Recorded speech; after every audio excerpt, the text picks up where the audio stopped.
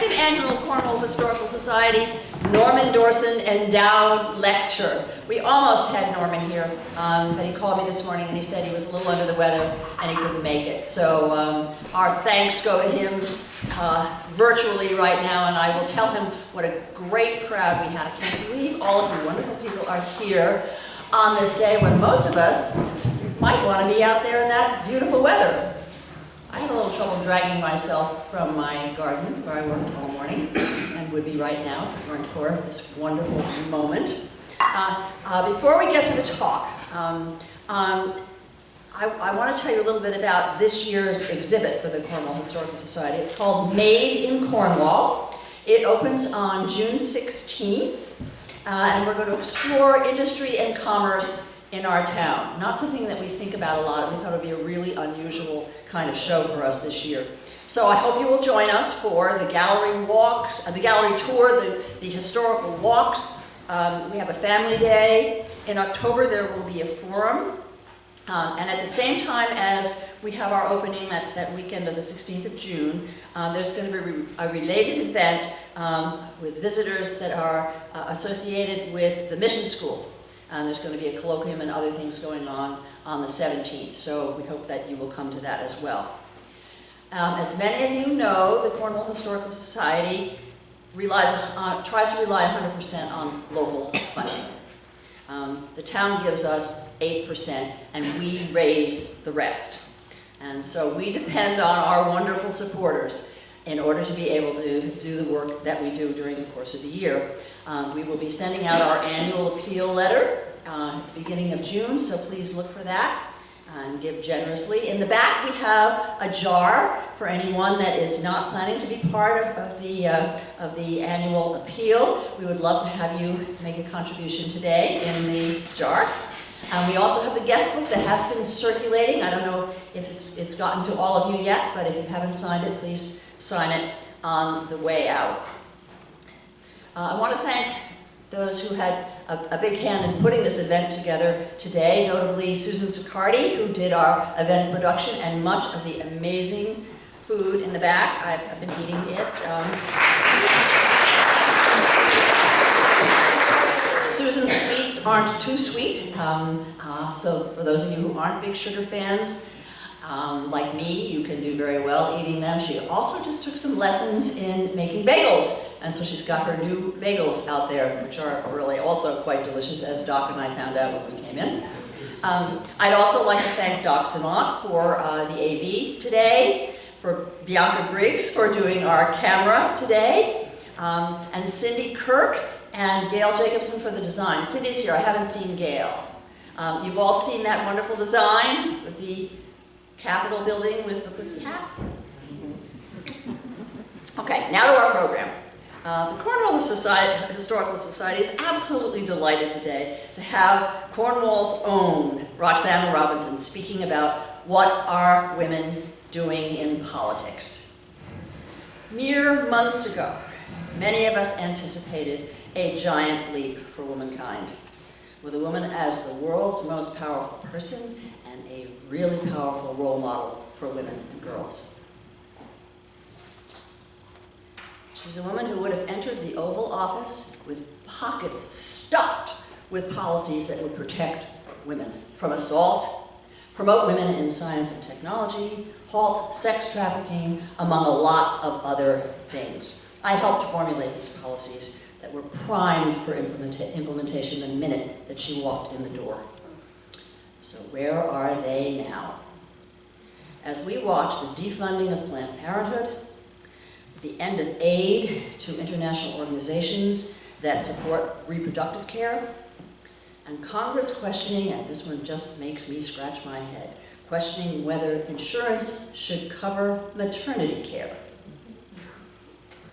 How is this possible?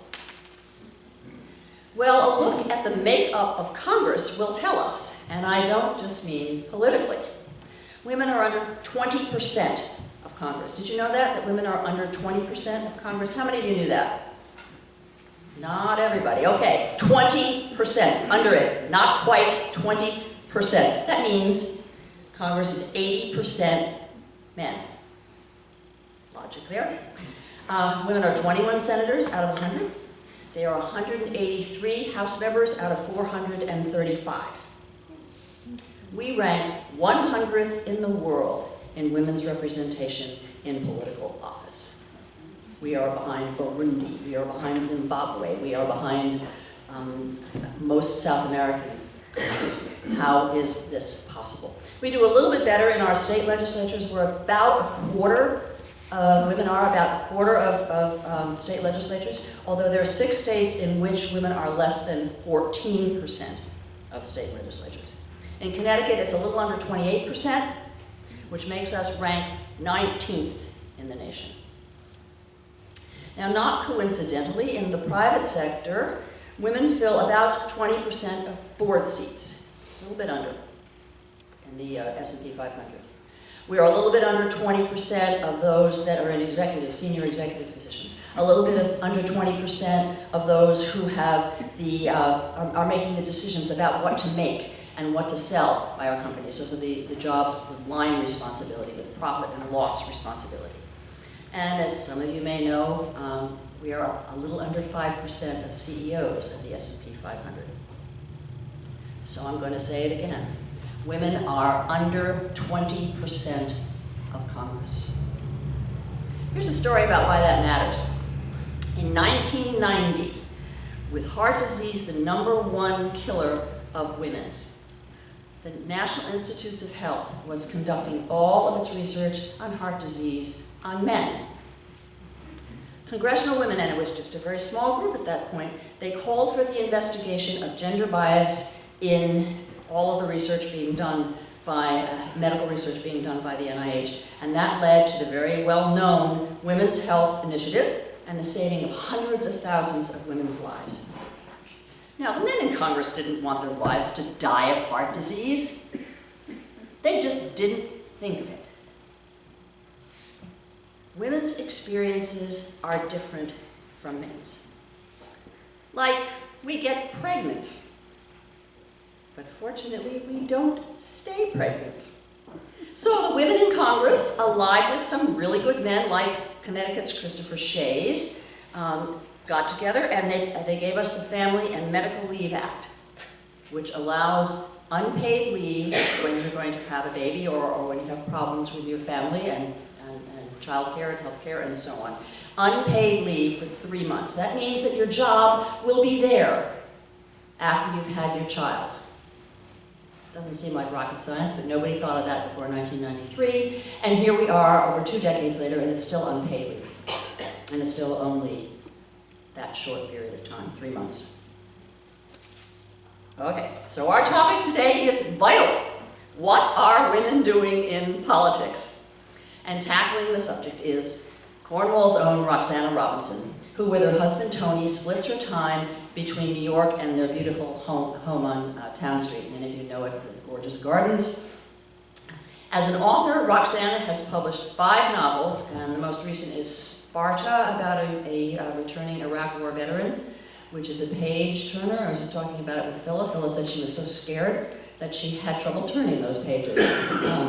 I was on the edge of my seat, but I got through it, and it's fabulous. She's also done an amazing biography of Georgia O'Keeffe, which is meticulously researched and really, really interesting. Picking up Roxana's work, you slip into other people's lives. Her stories delicately cut to the core of characters, their vulnerability. But she keeps us aloft with her compassion for them and for her fundamental faith in human relationships. I'm reading her short stories right now, which need a warning label, and that would be if you are reading them on the train, you might miss your stop. Almost happened to me last week. Roxana teaches writing at Hunter and at CUNY, and she recently served as president of the Authors Guild, fighting the good fight against piracy and greed by the likes of Google and Amazon. Last fall, she was on the campaign trail. She was registering voters and marching and doing other stuff. She's still marching. And she's speaking today on women's role in politics at a moment when we can and must act to raise that 20% ceiling. Please join me in welcoming Roxana Robinson.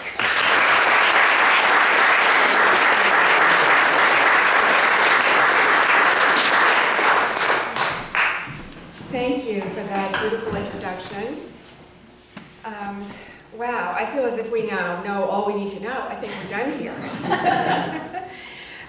Thank you all for coming on this beautiful day, and I'm honored to be asked to give this lecture. So, the title of this talk, What Are Women Doing in Politics, can be read, it can be spoken in two different ways. What are women doing in politics is one way, or what are women doing in politics is another. The first way to read it, with that emphasis on women, is kind of evidence of a great old American tradition, misogyny. The second way of reading it suggests a real question about these strange and unpredictable entrants into our political landscape. We're going to have a look at both ways to read this question. And as a caveat, I am not a political journalist. Unlike Betty, I cannot give all those figures. What I am is an observer. I'm very interested in the process. I'm really interested in the way people behave. So rather than remembering numbers, I will remember which way people looked when somebody came into the room. And I will remember whether the speaker looks at the person he is talking to, or he looks at the crowd. So what interests me is the way our landscape responds to these issues, and that's what I will be talking about. And I started sort of tracking things during the last campaign. As Betty said, I went out to Reading, Pennsylvania to go door to door, both during the campaign and then the day before. It was the day of the election. I was there the day of the election. Went to Washington and so forth. So let me talk a little bit about the way misogyny functions in our culture, the place where we live that we think is the greatest place in the world, and in many ways it is. Every 9 seconds in America, a woman is beaten. Every 9 seconds. The highest cause of death for pregnant women is murder by spouse or partner. So we have a very powerful physical presence of misogyny in this country, and it has nothing to do with political statements, but it is a very powerful political current. And the way this kind of antagonism and what feels like hatred to some of us, and let me start out by saying I love men, and men are really great, and there are lots of men who are not misogynist, and don't beat their wives, and are smart and interesting, and supporters of women. So that I'll just begin with that. So this is not an attack on men. But right now, we are seeing a rise of misogyny in public life, in political life, on social media in a way that's really unusual. And those of us who remember the 70s thought that we were done with that. We thought that we marched and we got changes made in the politics of the country, and we really made some changes. But apparently, these currents are too deep to be changed so quickly. So I'll just give you a couple of examples of those. Probably you know these, but I'll say them anyway. Roger Stone, who was a kind of despicable advisor of Donald Trump, took to tweeting when he became angry at becoming under attack by journalists. And here's some of the language he used. He spoke about Caroline Orr, who was a very highly respected liberal political pundit. He called her on Twitter a stupid, ignorant, ugly bitch. He made other comments about women's bodily shapes and their sexual activities in ways that is really unthinkable, and women pretty much don't do that to men. But this was language that it was deemed proper to use in public and to send it out over the airways. We're all aware that Republican legislators make claims that are bizarre for women who listen to them. We all remember the Republican who said that women had some kind of secret interior system that could shut down if they were raped, so they wouldn't become pregnant. Remember that? He said that in public. He said that for a public quote. Justin Humphrey, this is a new one, a senator from Oklahoma, thinks that women should have to deliver written informed consent from a sexual partner to get an abortion, because he feels that, I understand that women feel like it's their body. We would feel that way. But he said, this is quotes, "I feel like it's a separate, what I call them is, you're a host. And when you enter into a relationship, you're going to be that host. And so, you know, if you pre-know that, then take all precautions and don't get pregnant. And that means you should get written consent from the person that you had sex with to get an abortion." So these are some of the things that are coming out of the mouths of people who are represented to support us in our legislature. We all know about the attempts to defund Planned Parenthood, even the non-abortion parts, the parts where that help poor women get access to health care. So there's no reason for this kind of hatred to be directed at Planned Parenthood unless you feel that women are somehow the target. Elizabeth Warren, we all know that she was silenced on the floor of the Senate by the head of the Senate, Mitch McConnell, when she was trying to read a letter from Coretta Scott King, which challenged Jeff Sessions being made Attorney General. And they raised a very little known rule which says that one senator cannot demean or impugn another senator on the floor. And so that rule was used to close Elizabeth Warren down during the debate that the Senate was having over this candidate. Not only was she closed down and told that she couldn't finish reading that letter, she was actually told she was no longer allowed to speak on the Senate floor until Wednesday, when the debate was finished. She was silenced. However, curiously enough, Tom Udall, Bernie Sanders, Sherrod Brown, and Jeff Merkley all read from that same letter, and none of them was silenced. You tell me what that is, if it's not misogyny. I don't understand it otherwise. So we have this very powerful strain going through us right now. Another example of it relates to Kellyanne Conway, who is not my favorite person, but I was really shocked to see the treatment that she received. This was in February, and you all remember where she said on national television that we should all go out and buy Ivanka's clothes. Okay, that was a real mistake. She shouldn't have said that. But it's probably not criminal, given the fact that Trump himself, first of all, she doesn't really have a political position. She's not a member of the cabinet.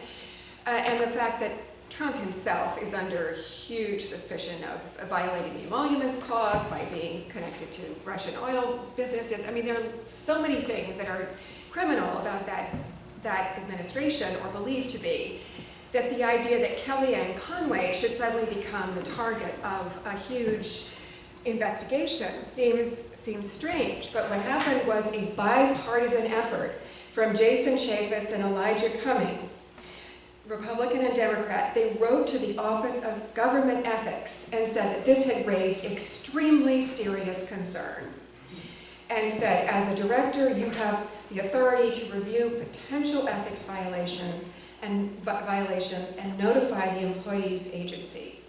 So they asked that this office act promptly and report back to the House. They wanted to review and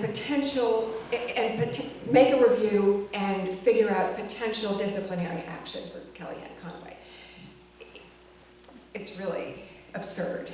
I mean, that was not something that should draw the attention of a bipartisan policy committee to challenge. And this was somebody, as I say, who was working for a man who had 3,500 lawsuits still pending against him, who had convicted of fraud, and is under suspicion of high treason. So again, it's hard to figure out what that means unless it's people thinking that women are legitimate targets. And I want to say that I think this it makes sense to connect this to racism, and that when we elected our first black president, we saw the rise of a kind of racist current in this country, which is very frightening and troubling to watch.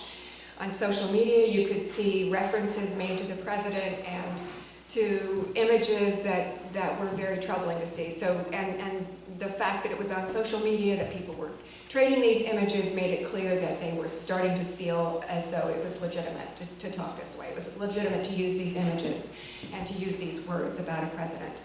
And that rage that came, a lot of it came from the South, at the idea of a black man in the White House, was not quenched by the possibility of a woman taking his place. And so I think that there is a connection between this rise of racist hatred towards Barack Obama that connected to the possibility of a woman coming into the White House as well. So, so there you have the situation that we found ourselves in. And this misogyny isn't restricted to our legislature or our politicians. Because one of the things that happened, which mystified many of us, was the fact that 53% of Trump voters were white women. So what were they thinking? And white women with college degrees supported him by 2 to 1, and white women without college degrees supported him by 2 to 1, and with college degrees, 45% of them voted for him. Very different when you get to women of color and black. 94% of black women voted for Hillary and 68% of Latinos. But what about these women, these white women, many of them affluent and college educated, who voted for Donald Trump? And there was a really interesting article that came out before the election from BuzzFeed, actually, and talked to some of these women who were very well dressed. They were well educated, well spoken, wouldn't give their names, wouldn't be photographed, were completely atypical, unlike the sort of stereotypes we might have of Trump voters. They didn't have signs, they didn't put signs on their lawns, and they said they thought he would be good about taxes. They didn't really care much about abortion one way or the other, and they didn't care about the misogynist talk. They thought, like many people we've heard, they thought that that's really what men were like, that they talked that way in private, and what had happened to him was an unfortunate mistake, that he talked that way in front of a hot mic, but everybody, a lot of men were like that. But the interesting thing was that one of these women said that she had voted for Bill Clinton, and that she had supported Hillary in the early parts of the campaign, but that Clinton's political record and her failings were so much more troubling to her than anything that Donald Trump had done, that she felt she had to support him. So there are a couple of things here that interest me, and one of them is cognitive dissonance, and that's the way we all get through life. It means that if you are given information that challenges a belief that's very important to you, if you can, you will ignore that new information, because it's easier to ignore it than it is to change your deeply held belief. So on the one hand, if you're a Republican and you have somebody who's deeply, deeply unsatisfactory, you may well say, well, he's not going to be that bad. I always vote Republican, so I'll vote for him. So that's one reason to do it. But for this woman, there's also the sense that that she had, the one thing that we forget is the fact that if you repeat the same thing to people enough times, they start to believe it. It starts to seem true. And so this incredible repetition that was this avalanche of libelous slander that was directed at Hillary Clinton, that came over the airways from Fox News, and now we know from 100 or 1,000 Russian hackers who were making up stories about pedophile rings at pizza parlors and saying that she should be in jail. Finally, after months, this woman who had voted for her husband and had initially supported her, came to believe that what she had done was so much worse than Donald Trump, with 3,500 lawsuits against him, that she had to support him. So that's another aspect of this, what part women played in it. Everybody thought that Bill Clinton had behaved badly in the White House, and Hillary Clinton would bring him back, and he was a sex predator, and we can't condone that. The other thing that comes into play here, I think, is what Simone de Beauvoir wrote about in the 50s, which sadly still plays a part in our culture, and that is that she said, women's culture is men's culture. So that for a lot of women, it is too complicated and too dangerous to try to take a different position from that of your partner or your spouse. Remember, every 9 seconds in this country, a woman is beaten. So for many women, even if they're not going to be beaten, it's too unpleasant and too difficult to disagree with your husband politically. So we have all these things that are currents running through this last campaign.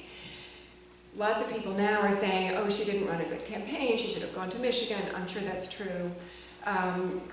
They should have gotten Biden to run. We have no idea whether Joe Biden would have run once the Russians started saying that he kept small boys chained in his shed. We don't know how that would have gone down.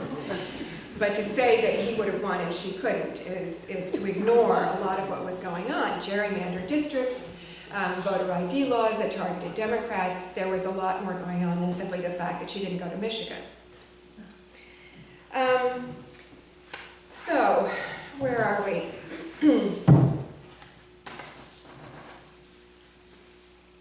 Oh, another thing that women say, and I was asking women that I liked and admired, and who are you voting for and why? And I had a lot of people say, I just can't stand her. I just can't stand her. I don't like her voice. I don't like her clothes. I can't stand her. Okay, first of all, women are challenged on account of their clothes in a way that men candidates are not. How high are her heels? What does she cook for her kids? All those things that are questions asked about women that are not asked about men. But the visceral stuff, I get it. I mean, I feel viscerally towards any candidate I vote for, too. We all do. But in my own single anecdotal experience, my visceral responses come from my head. So that the man with big ears who got us into Iraq, I can't stand those big ears. I can't stand looking at them. I can't stand the fact that they stick so far out. It's visceral. But the guy with big ears who started the Affordable Care Act, I love those ears. I love them. And a visceral response. So I don't really believe people who say, I just couldn't vote for her because I couldn't stand her. Because there's a reason that you can't stand somebody's physical presence, and it usually has to do with what their thoughts are and what their actions are. So that's another thing that played a part in this. So it's pretty dire, right? We have this gigantic avalanche of misogyny that's functioning in our culture and that played a hugely important part in the last election. But something has happened since then. And I think these things that have happened are as interesting as the other things we've just been talking about. So this is the part of, what are women doing in politics? So you all know about the Women's March, and I think it's one of the most interesting political movements since Joan of Arc, maybe. And you know how it happened. It was just a couple of people posting on Facebook saying, let's have a march. And then they started sharing, and it went viral. And then it became a huge movement. It stayed a movement without stars. It had leaders, but nobody said, we're all going to join behind X, so-and-so. It was a completely populist, democratic event. There were over 500,000 people. I'll give you a few figures because they make me feel good. Over 500,000 people in Washington, and worldwide over 5 million, 400 marches in this country, and 673 elsewhere, including a very small march, you may have seen it on the internet, about 13 people on an icebreaker in the Antarctic. Marched from the back of the ship to the front of the ship and waved. So, this has legs, this operation. And the platform was that a lot of the people criticized it and said, well, they don't really have a platform, they don't have any position, they're not making any demands. Well, we couldn't make demands right then, could we? He hadn't even been inaugurated yet. Or, yeah, he had 2 days earlier. But, I mean, there was no administration, there was nothing to demand because there was no way to do that. But what was said was the policy platform addressed reproductive rights, immigration reform, healthcare reform, religious discrimination, LGBT rights, racial inequities, and workers' rights. It's pretty much what you need to start a democracy. And the motto was build bridges, not walls. Pretty good. Now, I was in Washington, probably many of you were, or in other marches nearby, but one of the things that struck me most about Washington was the tone of that march. And I don't know how many of you remember the marches against protesting Vietnam in the 70s. So those were very powerful marches. They changed the course of American history. And they had a particular tone. There was a lot of shouting. There was often eruptions of violence. Students have occupied university offices. There was a sort of a physical component that threatened violence. As you know, then there became violence. There were bombs. Okay, so this was a different planet. It was the quietest, most courteous group of people I have ever been, a group of 500,000 people I have ever been a part of. People said, "Excuse me, oh, I'm so sorry, would you mind, watch this, there's a step there," a lot of people tottering. Everyone was nice to everyone else, there was some chanting, but it was cheerful, the signs were funny, often, sometimes angry, but always interesting. There were no trash cans, probably because of terrorism, so you couldn't put a bomb. But it meant that there was no place to put your trash. Here's the thing, no one littered. There was no litter. Everyone, like me, carried your empty coffee cup until you could find a little corner, a place to put it down where it would be out of the way and easy to pick up. So at the corner of every bench, there's a little heap of coffee cups and candy wrappers. But nothing on the ground. There was one guy, and there were wonderful men there too. One guy with a sign, he was probably in his early 40s, with a sign that said, "I'm just here for the women." And one of the great things about the march, which I think is so wonderful, is women's claiming of the word pussy. And that was something that Donald Trump, as we all know, said in a lewd and salacious and offensive series of comments that went on video. And I was watching this. So the first few days after that video came out, in the very beginning, that word was blocked when he was speaking. And then after a day or so, people got hold of it, and so even the main news channels didn't block the word. But for the first few days in print, it was printed as P dash dash dash dash. But everybody knew what it was, and so pretty soon they started printing the whole word because they had to. And what happened was women, they understood that it was an insult, but they said, "You know what? You don't get to control this narrative. We're going to use that word the way we want to use it, and we're going to weaponize it." And so they took control of that word, and the pussy hats is one of the most brilliant ideas ever to hit politics in the world. Also volunteer. I couldn't buy one, I tried to, but most people made their own. Apparently it's the simplest knitting design ever made. It happens to look like cat ears, which makes it better. And you know what, I don't know if they thought of this beforehand, but afterwards, the most brilliant visual record we will ever have of a mass march. Those pictures from the drones make it very clear what march this is, how many people they are. It was not the inauguration, it was the women's march against Donald Trump. I mean, the whole thing was genius. So I find enormous comfort, I take enormous comfort in that.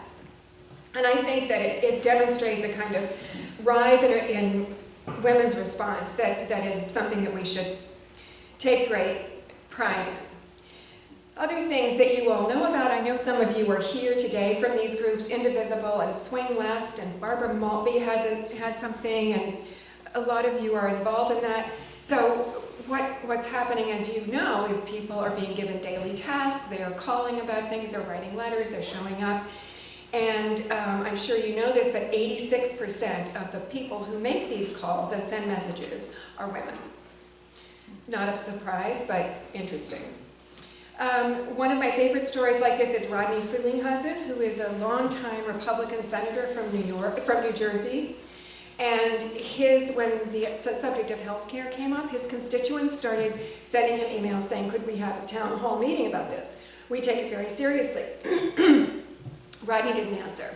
So they started sending letters and coming in to his office in person. His staff was very polite, and they said, he's just not here. When will we be here? Well, I don't know. Well, when could we see him? Well, I'll have to let you know. The people who showed up became greater and greater in number and intensity, all very polite. Finally, the offices were locked. No one answered the door. They didn't answer the phone. There was a dark hole there where Rodney Frelinghuysen used to be. And so the Rodney protesters started showing up on Fridays. They had Fridays with Rodney. And the first, you see the pictures, the first one is 5 people, the next Friday it's 10 people, and then by the end there are 300 people outside his office on Friday. Most of them women, just saying. And on Valentine's Day they sent him cookies and Valentine cards saying, dear Rodney, it would be so helpful to us if you would respond to this healthcare. So Rodney Frelinghuysen, who never met with them and never answered a single cookie basket, was one of the very few Republican senators who stood up and said, I cannot vote to repeal the Obamacare because my constituents depend on the ACA for their health. So that was another grassroots operation which you wouldn't think would work, but it actually worked perfectly. And it's a completely different kind of approach than Students for a Democratic Society or let's occupy the president's offices. So a more recent example is one, you may have seen this was in the New York Times. I love this story. In the state of Bihar in India, which is a very poor state in the northwest corner of the country, 2 years ago, a politician called Nitish Kumar was campaigning for the chief minister. And it was a very close race, and he was campaigning against somebody who was much more powerful and who'd been there for years. And a woman came up to him at a rally and she said, brother, ban alcohol. And he said, I don't know what came over me, but I said, I will. He vowed right then that if he came into the office, he would ban alcohol. And it went viral. The newspapers picked it up. He won in a landslide. The vote was overwhelming. And what he did was he instituted these laws in which if you were caught drinking, you could be sent to prison for 7 years. Ooh. And for making alcohol, you could go to prison for life. And it was women who implemented the law, and the police department set up special, hotmail recipients, so you could call in anonymously. There were 200 to 300 complaints a day that went into the police, mostly from women. 42,000 people were arrested. Okay, that's maybe more than you want, and we're awaiting for trial. And one of the politicians complained and said even armed robbery has lower sentencing than these laws. However, murder and gang robberies dropped 20%, riots 13%, and household spending changed. Milk sales were up 10%, cheese 200%. Sales of two-wheeled vehicles, bicycles basically, were up 30%. Electrical appliances up 50%. Brick houses were built instead of mud huts. And before the law was enacted, there were 100 women in one village who descended on a mud hut which they knew was a place where liquor was being sold illegally. And they mobbed it, and they grabbed the man who ran it, forced him to close, and dragged him to the police station. It's an image. You don't want to be that man. You don't want to be that person with 100 angry Indian women around you. And then they started showing up at the houses of people who were known drinkers. And there's one of these poor men in the newspaper, and he looks kind of a little ashamed but a little proud of himself too, and he's sitting on one of those beautiful string beds with his wife next to him and his child. And she said 100 people came into their house and all started berating him and saying, you are ruining your life, you're ruining your family, you must stop drinking. And he said afterwards that he said he quit, he couldn't bear it, and he used to make 500 rupees a month and he would spend 200 on alcohol. And now he has joined the vigilantes. He's part of that group. He shows up at people's houses and says, stop drinking. And as a result, there was this group of vigilantes made a human chain across the state. 30 million Bihari residents, a quarter of the population, joined hands along 7,000 miles of roadway. So this Mr. Kumar said later, the secret there is a ferocious law propelled by a relentless social campaign that resonates with women. And he says, only when you have women behind you can you succeed. So I think we should hold that thought in our hearts and in our minds and work for change. So am I done?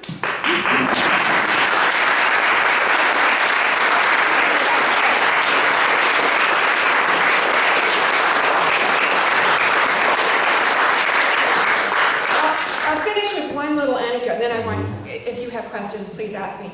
One thing that stuck in my mind, a friend of mine told me this years ago, and she was a very rich Venezuelan who'd grown up in that country, and she told me this story, and it's actually in one of my short stories because I thought it was so interesting. But, so picture this, this is a friend of hers who is in their chauffeured car coming back from lunch and shopping in Caracas, and they pull up, and she's with her mother and her grandmother, and they pull up in front of their house, which has one of those high concrete walls and those attractive broken bottles on the top, and they have an electronic system of opening the gate, and they have people inside.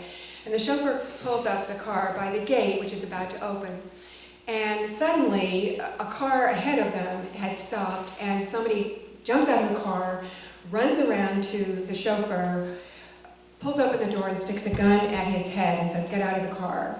And the chauffeur has the gun to his head and gets out of the car. And he reaches out, I don't know exactly how this worked, he grabs the young woman and he pulls her in next to him in the front seat. And he yells at the women and says, get out of the car, get out of the car. And all of a sudden, this is a scene from a movie. Here's the man with the gun, there's a getaway car up ahead, there's two men with guns, this is a violent place, death is not uncommon there, and you can see how this is going to play out. There are going to be car chases, there's going to be blood, this beautiful young woman is going to be seen lying somewhere. So what happens is, he's yelling, the chauffeur goes away, he shuts the door, the woman is next to him, he locks the door, and her grandmother, in her Bulgari pearls and her good wool dress, throws herself at full length onto the windshield and starts beating on the windshield, and she says, she's a mother. Let her go. She's a mother. Don't touch her. She's pounding on the windshield. Now this man with the gun is perfectly prepared for German shepherds or guards with policemen. The grandmother on the windshield has no training for this. And then the young woman, who sees that she has a part to play in this, leans over and uses her elbow and brings it down on a part of his body that never wants an elbow there. Ever. And he crumples, and the grandmother is still beating on the window, saying, she's a mother, let her go. And he gets out of the car and runs to the getaway car. This is a true story. So it's just, I have obviously never forgotten it. It is so great to consider the other alternative ways in which women have to deal with issues that we're used to men dealing with. There are a lot of different things we can do. So some of these things I have talked about are evidence of that, and I think we are heading places we never dreamed of. Okay, questions? Or observations or challenges. Yeah. Ella? It seems to me that the beginning of misogyny began with Fox News quite a while ago. And it seems to me that gave liberty to a lot of people to speak the kind of way they do now. I think you're absolutely right. The Fox News is... Could you repeat the question? I'm sorry. It was a comment saying that a lot of this misogyny came early on from Fox News, and that sort of validated for many people the idea that you could speak disrespectfully and insultingly to women. And it was done on a national channel and in a format that seemed somehow acceptable, and so that gave license to people. I agree with you. Yeah. I think it started with Adam when he played the seed for the apple. And that piece of literature is very, very famous. Also possible it started then. I'm not disagreeing with you.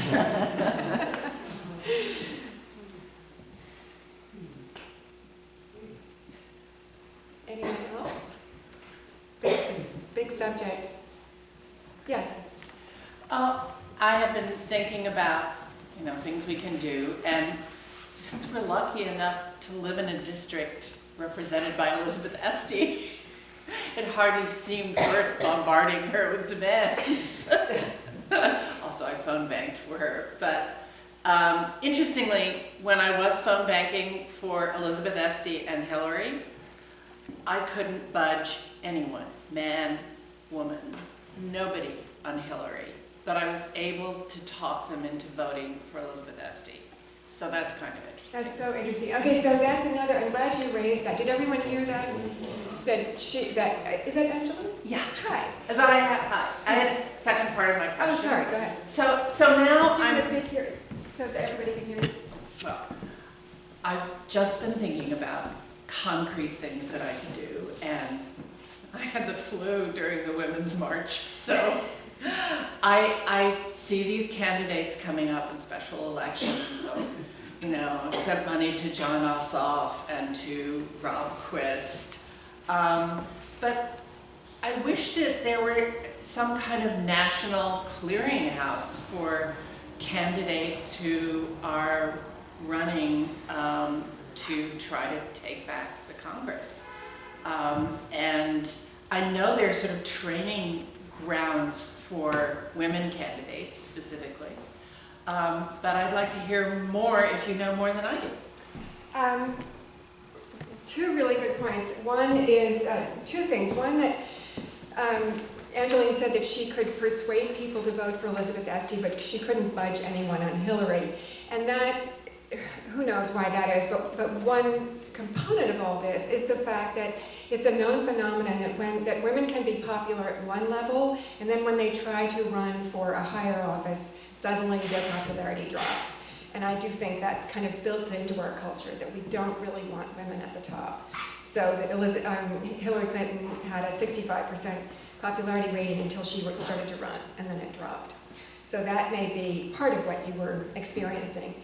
And the other is, I'm glad you raised the training programs, because I meant to mention that. And there's a campaign school at Yale for women that teaches them how to run, because a lot of women show up and say, I'm probably not the right person to do this. I've never run for office, but when men start out, they've never run for office either. Look at the president.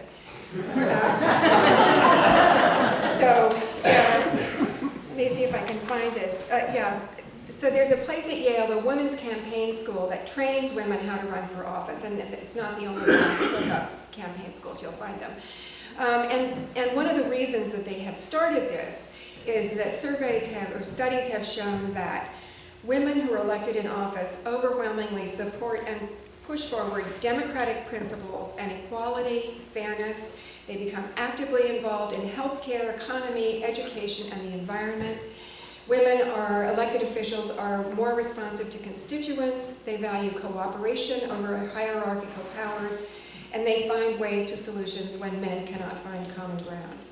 So men do great things too when they're elected to office, but women have certain capabilities and inclinations that are more common among women. So there is a whole group of training grounds for women, and I'm sure you know the groups Indivisible and Swing Left, which will give you, I agree with you, there's no point in my calling Chris Murphy. He would say much better than I could what he should be doing.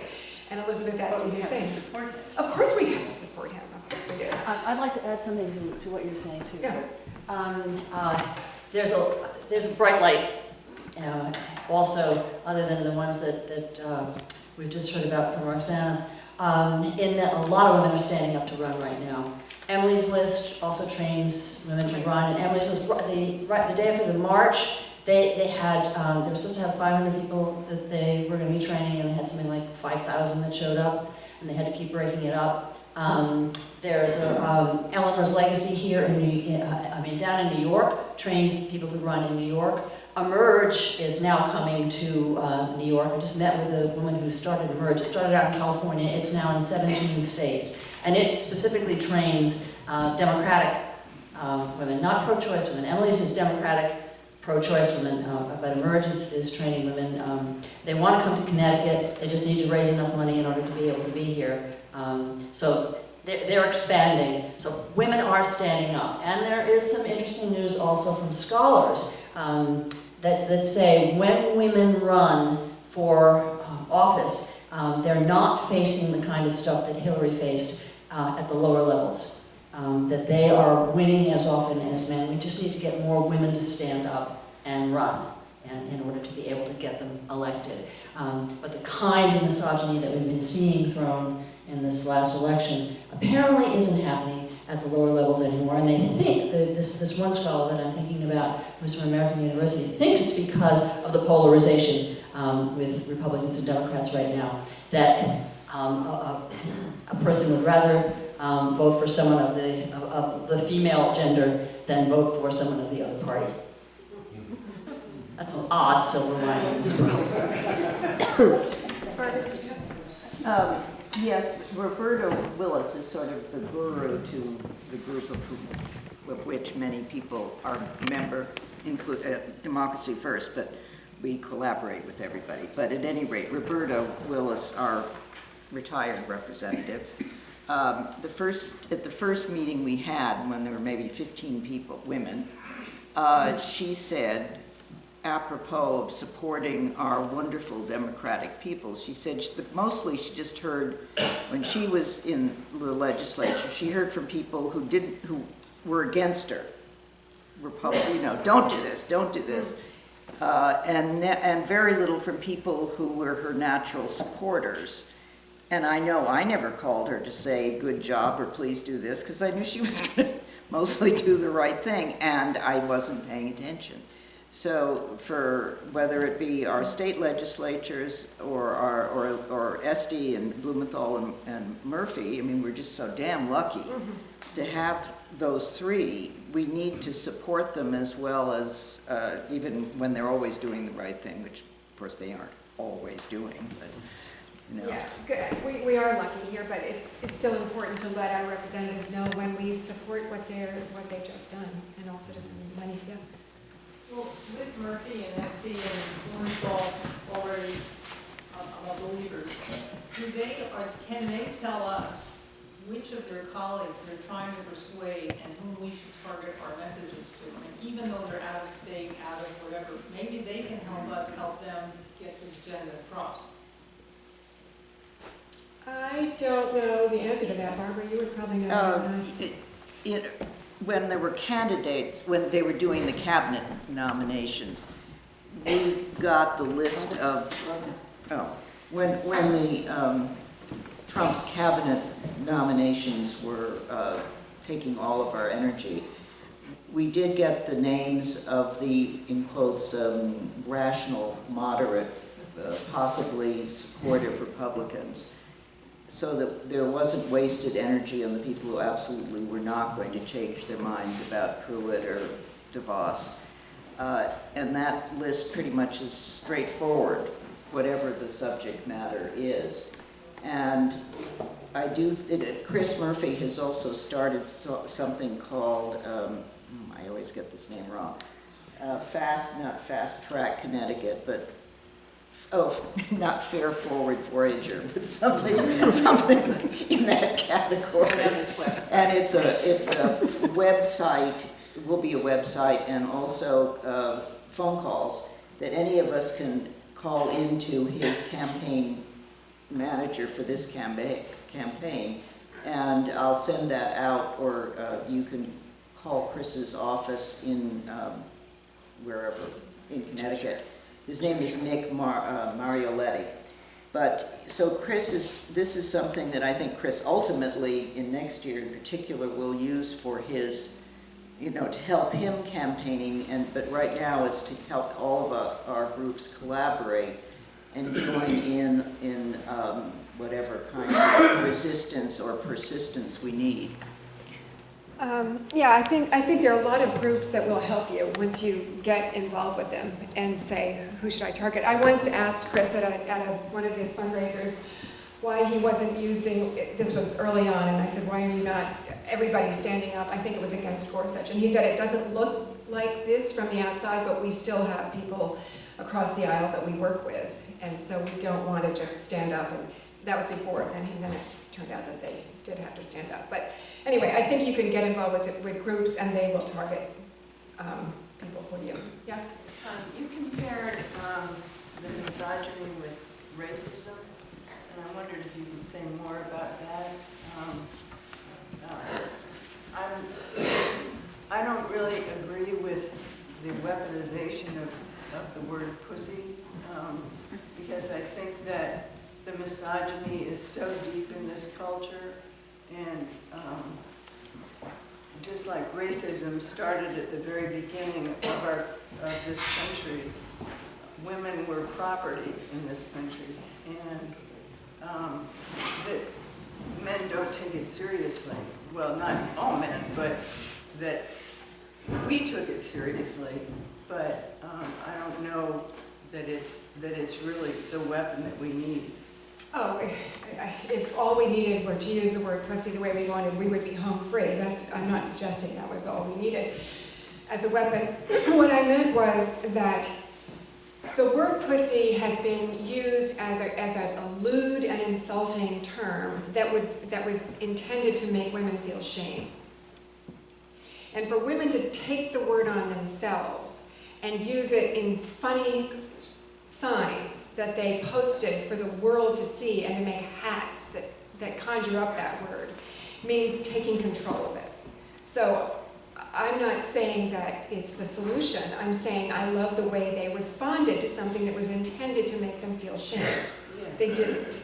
The reason I connected to racism is that not that I think people who are racist hate women. I just mean that the rise of racism and the really offensive and intolerable visual images and words and jokes that came up onto the internet while Barack Obama was in the White House was shocking to me, and it's like a Fox News being misogynist. It made people feel that it was all right to do it, that they could get away with it. All of a sudden, these images were everywhere, the white hoods, the apes. You could say that stuff about the president and get away with it. And so that created an environment in which people felt they could insult women too. Do you think this is a kickback from Barack Obama's administration? Yeah, I do. I think the same people who felt racist rage at him did not want a white woman did not want a woman in the White House as well. I think those two things are connected. Yeah. I'm excited about what's happening here in Connecticut and in the northwest corner. And also, there's good stuff happening in California. I'm concerned about what's happening between the two coasts. Are women also coming along, or are they putting all of us down as, do you have any sense of that? I'm not an expert. I can't tell you the answer to that. Having watched the polls the way everyone else in this room has, you can see that Trump supporters, his numbers are down, but they're not on the floor. It's surprising to me, but there's still people who are saying, well, give him a chance. It's early. He's not so bad. He's going to make changes, and I think that's cognitive dissonance, and if you've invested so much, if you voted for this man, it's hard to admit that you made such a terrible mistake, and I don't think we're going to see public rejection of him by his own supporters for quite a while, and maybe never. I mean, maybe they will say, well, North Korea is a bad guy anyway, and this is what we should be doing. It's a mystery to me, but I think that it's like people rejecting the science of climate change. People who should know better are really rejecting that idea, and it's a mystery. My husband and I spent a week as house guests in a house party, which there were two. We didn't notice until the day before we left. There were two couples who were Democrats and two were Republicans, and we had to eat 3 meals a day together. And there were a couple of eruptions after which it became clear we were not going to deal with that subject at all. But It was bad. But one couple was kind of, I couldn't figure them out. I don't think they were very sophisticated. But the other couple was very smart, very sophisticated, New Yorkers, lawyers, bright, and I can't imagine why they supported him. And at one point, somebody said, it was either me or the hostess, because neither of us could keep our mouths shut. One of us said something about Trump, and she said, this smart woman said, oh, come on, give him a chance. You know, I didn't vote for him.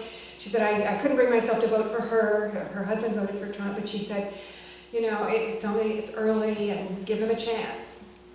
He hadn't changed his behavior an iota from the way he'd been behaving 18 months earlier, so I don't know what chance she thought he was going to take and suddenly become a sensible person. But she couldn't have a conversation and didn't want to hear it. I mean, I don't want to hear people who tell me Hillary should be locked up either. I can just say I'm not particularly good for that conversation. So we all understand how it feels to say, I don't want to tolerate that kind of thinking. I don't know what they're doing in the Midwest. Maybe her husband gave her support for her? Well, we thought of that. I mean, they were both Republicans. He said, I would cut my arm off before I would vote for a Democrat. And he was smart. He went to Princeton. He went to Columbia Law School. He's a New York lawyer. And she said that she didn't vote for, she couldn't bring herself to vote for Hillary, but she voted Republican and everything else. She couldn't vote for Trump either. So they were both too smart for her to be enthralled to him. But as I say, it's very uncomfortable if you disagree with your spouse. It's very difficult to have, especially now, in this political climate. I don't know what, one more question. Yeah, one more question. Yeah. I'm sorry. Does anyone else have a question that didn't ask one before? Sorry. Hi. I'd like to agree with Barbara. I'm Cindy Barrett from Goshen, the DCNC secretary. And it really is important to call Chris, to call Elizabeth, to call Dick, because Chris Murphy said in his talk over in West Hartford, do not underestimate the fact that we are counting these calls, these emails, these postcards, whatever it is. And one is not better than the other, he said, but just do it because we need to hear from you that are the people who are supporting us, not just the naysayers. And he said it really is important. He's looking forward to doing this thing where he can guide us. So if we all called him in Connecticut, all three of them tomorrow morning, and said, hey, what can we do? And all you do is leave a message. It's really easy. And they're counting it. So just picture if you were in a store and you had 200 calls come through, you'd say, hey, what's going on? It would make a difference to let them know that, yes, we're concerned and we support them. Thank you. That's a great message. Okay, thank you all.